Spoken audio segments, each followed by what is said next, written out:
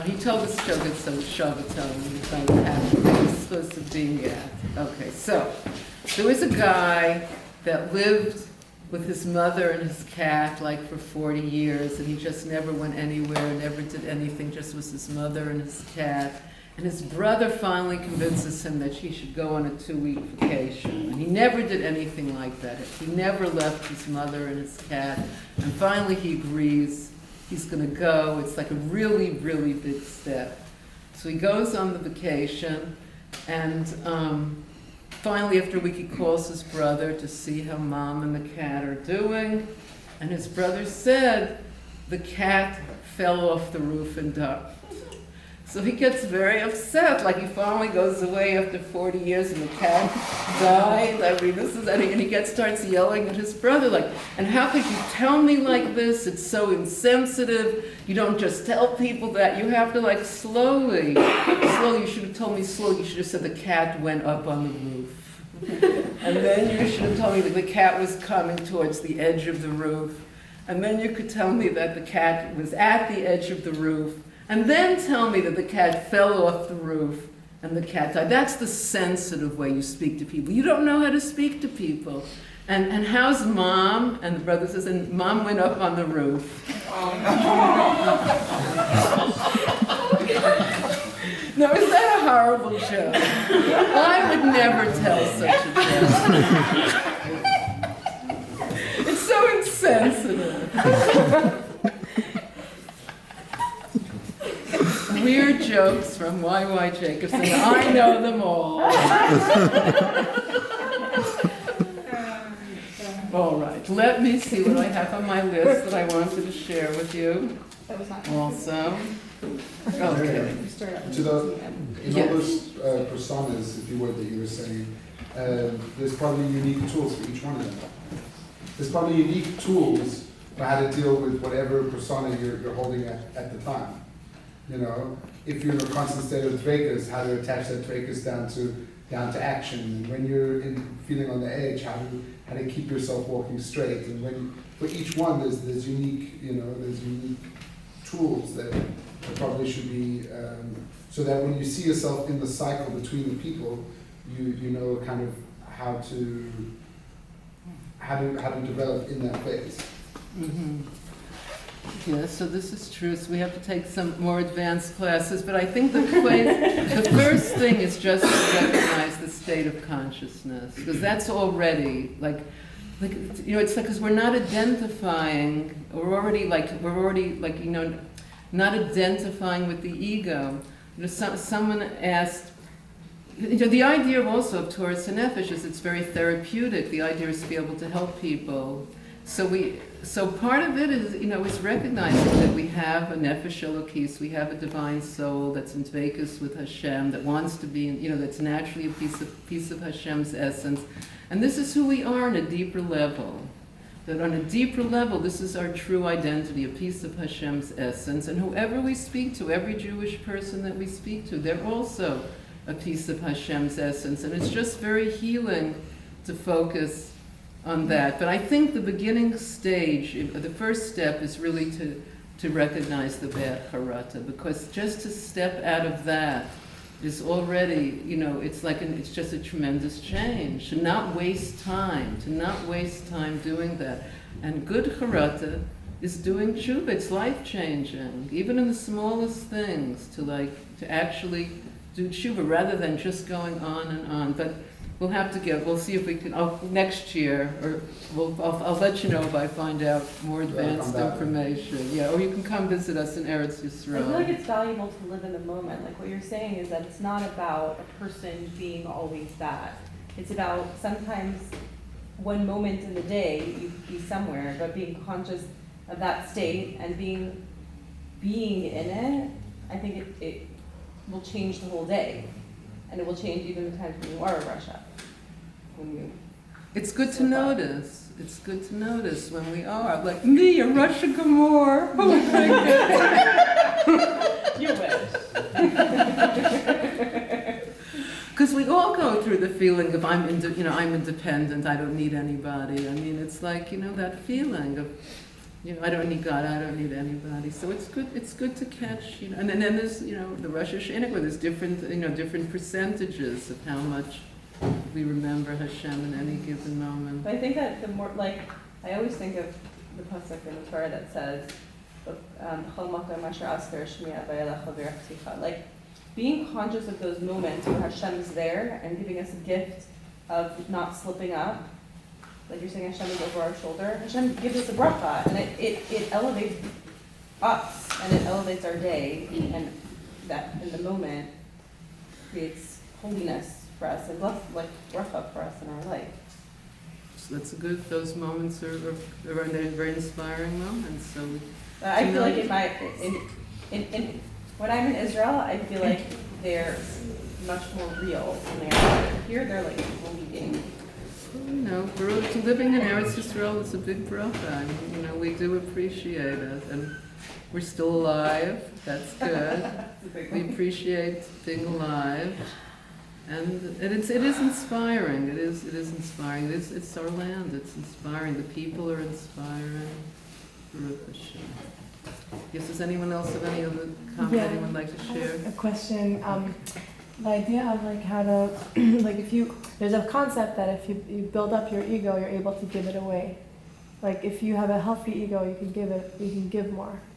And I'm wondering how that goes together with the idea of like really letting go and like letting Hashem on the show. Isn't there a place where, like I noticed, like I'd be like, say, in the ego, and then that night I'll be able to like give my guitar to someone and let them play and let them have the whole show. Whereas before I would be craving that attention and like there's like a neediness. So I felt like I saw the connection between nurturing that like ego and then able to give it away later. So I'm wondering about that. So we do need like the animals. We do need the animal soul to like help us cross the street. You hope when you look to the left and the right that there won't be some cars doing odd things. But so there is a need for functioning in the world, but we all have the same problem, our ego. Like it's really healthy. I don't think it's like, it's just that it's not feeling Hashem's presence. It's this kind of illusion of so it seems like the ego, it's lowest self-esteem, high, the ego has to be brought down. It could be in a nice way. It just has to be smaller. It's going to crash if it lets itself go up. If it takes credit for the good that it does, it's going to crash. So it's just, it's the approach is shiftless, giving Hashem credit. So that works when someone has low self-esteem also. It's still ego. It's still ego. Anything it's about me. It doesn't matter if it's high self-esteem, low self-esteem. The ego. It's just ego. Right. We need to identify with the divine soul. With that's who we really are. And that's who the people that, you could see people that relate to people like that relate to them on the level of their divine soul. They're it's like they're able to really bond with people, connect with people, to not to get caught up on the personality level of, what I like, what I don't like. It's just, there's something deeper that connects us. Thank you. Yes, does anyone else want to ask or share or thinking about anything?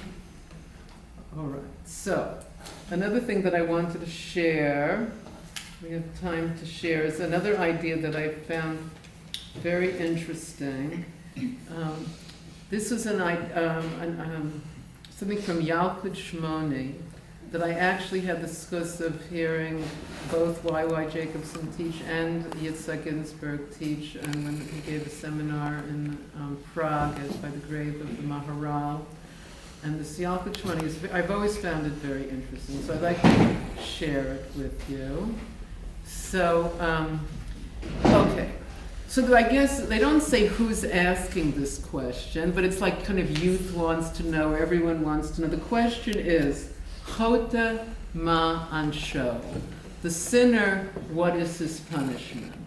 Right? And they go to 4 different levels of consciousness to ask this question. The sinner, what is his punishment? Because you might want to know, maybe it's a really juicy sin and a small punishment, so let's find out, and then it might be worthwhile.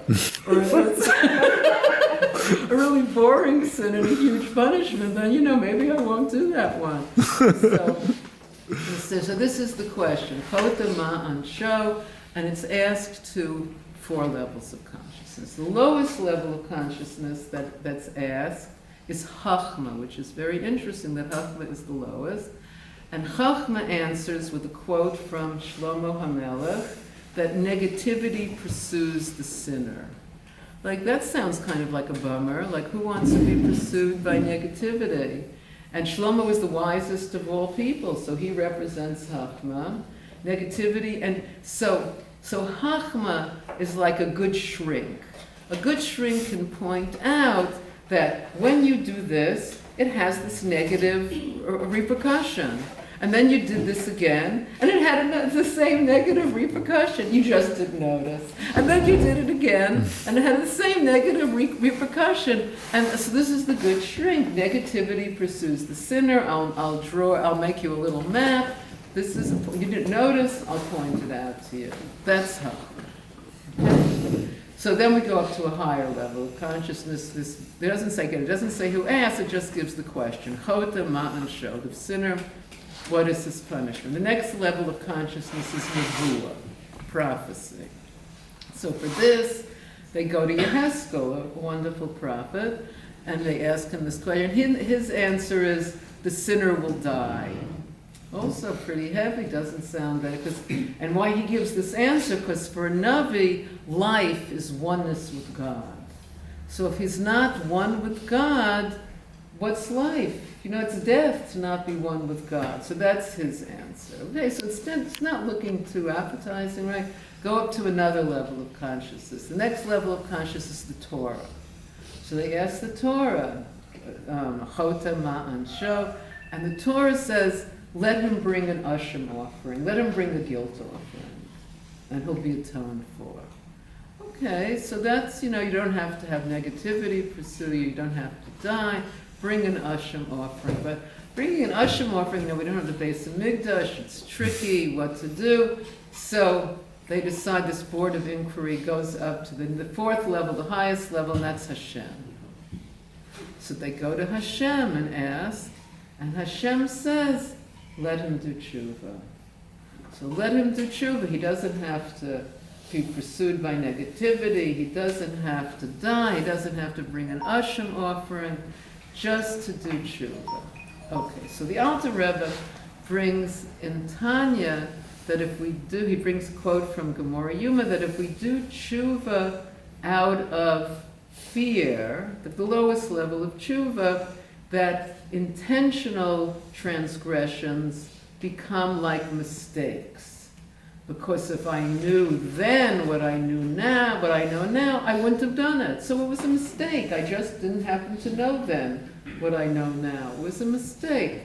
Okay, and then it says in the Gemara, and the Alter Rebbe brings it down in the Geras HaTshuva, that if you do tshuva out of love, then it becomes a mitzvah.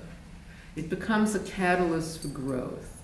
Because if I become a deeper person, if I become a more compassionate person, if I become a less judgmental person, why call it a transgression? Why call it a mistake? Let's just call it a catalyst for growth.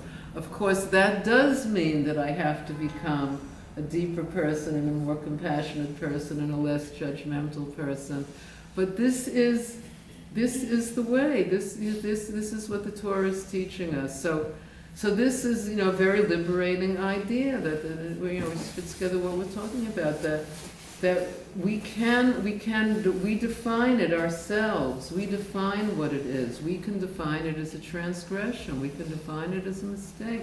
It's much more interesting and exciting to define it as a catalyst for growth. But then we actually do have to grow. That's the only challenging part there. But why not? Why not? Life is short. It's boring not to grow. It's boring not to change. So these were some of these ideas. And then this fits in. I thought this fit in very nicely with this week's Parsha, that the thief pays back double. So the thief pays back double is the idea of instead of you lose something is stolen, the Yetzer Hara steals something, but you get paid back double. So this is catalyst for growth. This very same thing that caused all the suffering, that you get a lot more out of it, not just nothing, not just getting your thing back, but actually being able to use it for something. So I thought it would be nice, since Menucha Rochel's Yahrtzeit, maybe I should tell a little story about Menucha Rochel and why I feel such an attachment to her. And then maybe we could have just the girls' choir. I don't know if can you have that in K? That just the girls. That's allowed. Okay. So I'll tell one little story about Menucha Rochel. Then we'll sing some good. Don't feel bad, boys. Don't feel bad. That's why we say Shalom Asani Ish every day. All right. So.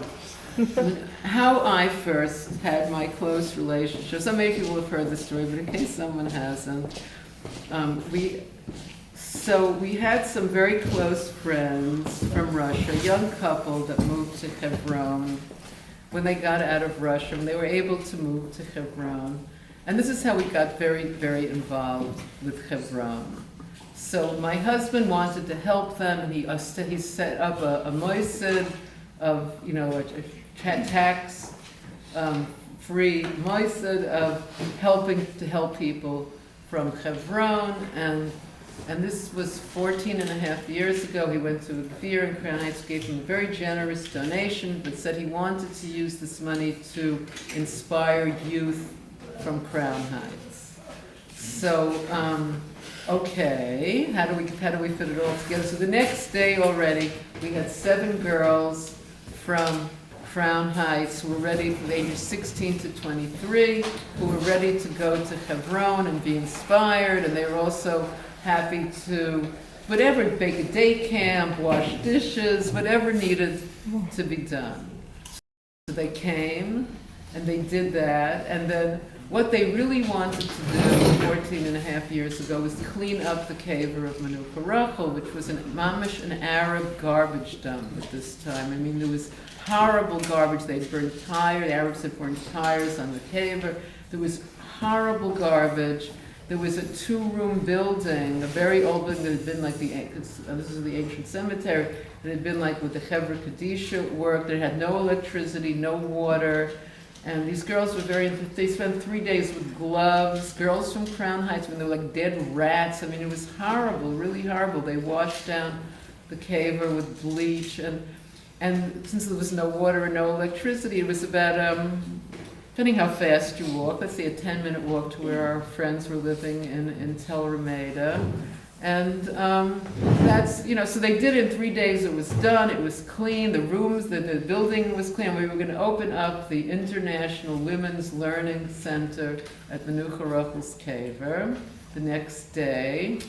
And our friends from Tel Rameda, they each gave a class in the morning and inside these little rooms. Then we had to go back to their house, of course, for bathrooms, for lunch.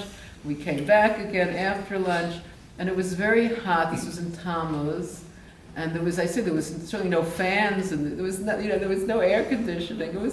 So we decided we would sit around the kever because it was under a fig tree. There were stones, and it seemed much, the place to be was outdoors.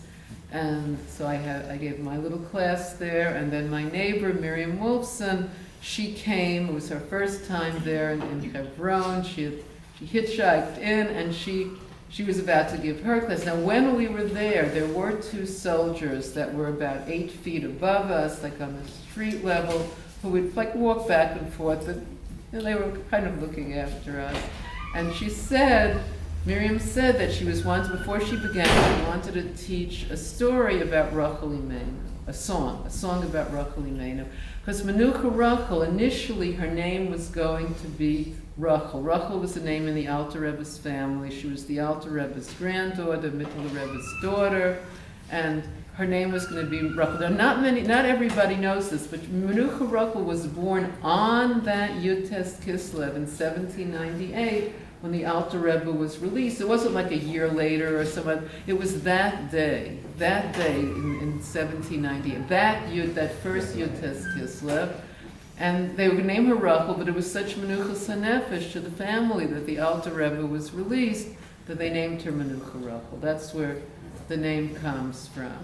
So, Miriam was going to teach the song, and she said that we should go back into the rooms for her to teach the song because it would be Kol Isha because of the two soldiers. And I said, no, there's so many of us. There's a heter. I know there's a heter. Everybody does it. We don't have to go back. We can stay here. And she said, no, we have to go in because she has a beautiful voice and she's going to be singing to teach the song. And it's Kol Isha. And she wasn't giving up. I hate to give up myself, but I could see she wasn't giving up. So we started walking back to these little rooms, which meant like walking about 10 feet, climbing a few steps, etc.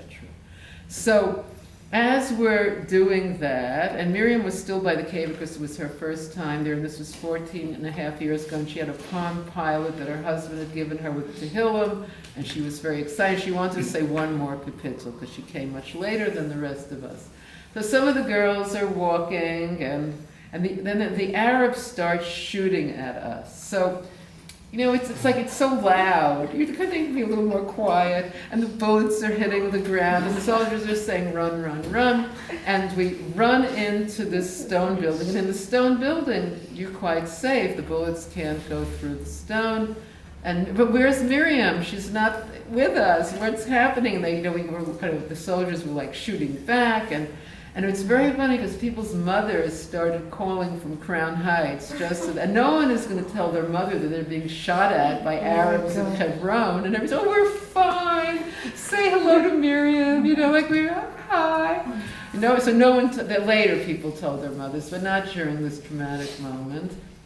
So the shooting stops, and so where's Miriam? What's happening? And she'd actually been wounded by passing shrapnel, bullet, whatever. So her blood was falling on the caver. She later went for a CAT scan, and she just had to take antibiotics. If you ever hear of somebody saved by a millimeter, this was mamish saved by a millimeter. Like she just was scratching, and she actually has souvenir shrapnel. It's very tiny. If you know it's there, it's a tiny scar. And that day, the Daf Yomi was Kol Isha Erva. So that's why she won the bet. Now, if we had listened to me and we'd all been sitting there where the bullets were ricocheting, it wouldn't have been a happy story at all. So I'm actually the villain in the story. She's the heroine. She saved us all. And so this was, I think, her holy blood. And she said the only thought she had was that Jewish blood is being spilled. Like, I actually saw her blood falling on Menucha Rochel's skin. We actually have a photo. So, right, you were there. So this changed Jewish history. So they put an army base on the Arab apartment building that's next to the caver. That's the first thing that happened. The second thing was that Danny and Batsheva Cohen became the first shluchim in downtown Hebron. And Danny is blessed with the ability to know how to speak to people. Not everybody has this tremendous, it's a very rare ability. He was able to get water and electricity into those two rooms, which was incredible. Like this bathroom and sink and electricity, unbelievable. He made a kollel there. And then next to it was a pile of rubble. And this pile of rubble had once been a building, but now it was just like a 2 feet high pile of rubble. And he said it's dangerous, the rubble could fall down on someone's foot. Could he shore up the rubble? And because he knows how to speak with people, he got permission to shore up the rubble. And from the shored up rubble, if you've been there, he made a beautiful one-room stone shul, handmade with a dome, and we never could make a Chanukah Sabayas because you're not allowed to build in Hebron. They don't let Jewish people build, so it's not considered a building, it's just considered shored up rubble. But it's very nice, and that's where we go when we go to learn Menucha Rochel's Kever. And yes, so that's basically, and then And then we started, when we moved to Eretz Yisrael, which is our 13th year living there, we started having learning there at the Kever. And we have these musicians that come, and there's a beautiful lunch that's made by a holy woman in Hebron, and there's babysitting allowances. And for the ladies that come, it's like a tremendous vacation. One lady plays the keyboard who knows Nukunim, tremendous. Another lady plays the harp. And the soldiers are always quite amazed because they're like having their fingers on the trigger and walking back and forth, and we're sitting outside davening harp music. It's like a whole, people are, because it's to be relaxed. There's nothing like being relaxed at Menucha, to get the Menucha, the real Menucha there. And when you're there, it is relaxing. It's like you just feel, Menucha Rochel, this is the place. Okay, so I actually, I'm doing some fundraising for this learning program, and if there's a little plate, we could pass it around. There's no pressure. You can give a small donation and know that you have a part in bringing, but don't feel any pressure, just if you want to have some schus to bring joy to the ladies that learned there at Menucha Rochel's cave. We also have, on her Yahrtzeit, right. This is on her Yahrtzeit. I'm sure great blessings will come to one and all. So we have a secretary here, Shalomis Nadler. If you forgot to bring along your large bills, you can always stop by or mail it to Shalomis Nadler on Union Street. So I think we should have, to close, so if anyone has any questions or thoughts, and then we'll just have a girls' niggin event. So does anyone have anything they want to share? Yes, I pick you. Is there a story about Menucha Rochel that you'd like to share with us? Well, I actually just read a story that there was some Arab who was like really harassing the people and the Jewish people in Hebron. This is like the 1840s. And then his wife was about to give birth, and she was having an extremely difficult birth, and everyone said, like, Menucha Rochel is known to give brachas for births, you have to go, and he really didn't want to, but then, he was, I guess he must have liked his wife, she and he went, and Menucha Rochel said, if you promise that you won't bother the Jews in Hebron anymore, I'll give your wife a bracha. And he had no choice, he agreed, and his wife gave birth to a baby boy, and he no longer harassed the Jews in Hebron. There is a true story. And now we have to walk between the bullets, because she walked between the raindrops, and we're going to continue walking between the bullets. L'chaim, l'chaim.